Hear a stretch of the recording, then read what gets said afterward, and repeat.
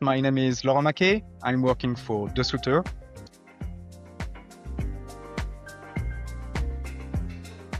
We did evaluate MongoDB, Couchbase, and CouchDB. And one of the points at the time of to choose RavenDB, that it was really easy to use. We were completely new to the NoSQL, and we were coming from the SQL world.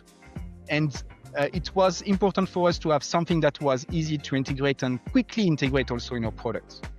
And RavenDB was able to do that.